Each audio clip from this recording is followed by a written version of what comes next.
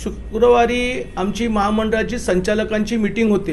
त्याच्यामध्ये प्रधान सचिव डॉक्टर राम गोपाल देवराज साहेबांच्या उपस्थितीमध्ये कुठे चर्चा होत नाही, पण त्या मीटिंगमध्ये मी काही मुद्दे बोर्ड मीटिंगमध्ये निदर्शनास आणून दिले की आउटसोर्सिंगच्या माध्यमातून चुकीच्या पद्धतीच्या लोकांनी टेंडर भरलेले आहे, त्यांची चौकशी करावी।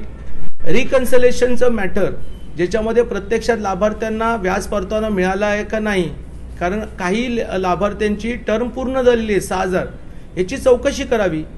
ही करायची मागणी मी महामंडळामध्ये परत एकदा मोठ्या प्रमाणामध्ये मांडल्यामुळे कुठेतरी एमडींना याच्यामध्ये काहीतरी अडचण निर्माण झालेली हे लक्षात आलं असेल आणि म्हणून कर्मचारी कपात करण्याचा अचानक निर्णय, एकतर्फे निर्णय हा त्यांनी घेतलेला आहे। या निर्णयाचं चेअरमन म्हणून माझ्या कुठल्याही प्रकारे कल्पना दिली गेली नाही, किंबहुना महामंडळाचे संचालक आहेत किंवा प्रधान सचिव आहेत देवराज साहेब यांनाही कुठल्या प्रकारे माहिती दिली गेलेली नाही। सर, याच्यामध्ये आता तुमची पुढची भूमिका काय असेल? मुख्यमंत्र्यांना आज भेटणार आहे, याबद्दल गांभीर्य त्यांना पटवून देणार आहे। जर फडणवीस साहेबांना भेटणार आहे, त्यांना गांभीर्य पटवून देणार आहे।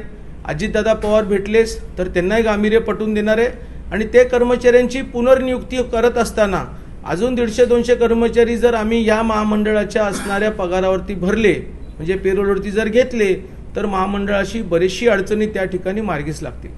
90,000 महाराष्ट्रामध्ये मराठा उद्योजक झालेले आहेत। वेळेवरती व्याज परतावा त्या शेतकरी मराठा समाजाच्या बांधवांना देण्याची जबाबदारी महामंडळाची असते आणि त्यामुळे जास्तीत जास्त कर्मचाऱ्यांची आवश्यकता आज महामंडळाला असताना देखील पण महामंडळाचे व्यवस्थापकीय संचालक एमडी मोहिते यांनी शुक्रवारी जाणीवपूर्वक 61 कर्मचारी त्या ठिकाणी कमी केलेले आहेत। या कमी केलेल्या कर्मचाऱ्यांच्यामुळे मोठ्या प्रमाणामध्ये मराठा समाजाचे जे लाभार्थी आहेत त्यांच्यामध्ये असंतोष निर्माण झालेला आहे। आज आचारसंहितेच्यामुळे 50 ते 60 कोटीचा व्याज परतावा थकलेला आहे या महाराष्ट्राच्या लाभार्थ्यांच्याकडे आणि अशा प्रकारे जर कर्मचारी 61 कमी केले तर सदर लाभार्थ्यांना जो व्याज परतावा आहे तो अजून 2 ते 3 महिन्यामध्ये देण्यामध्ये असक्षमता राहील आणि म्हणून राज्याच्या मुख्यमंत्र्यांना प्रत्यक्षामध्ये भेटून एमडींनी केलेल्या कृत्याला ताबडतोब त्या ठिकाणी थांबवण्यात यावं।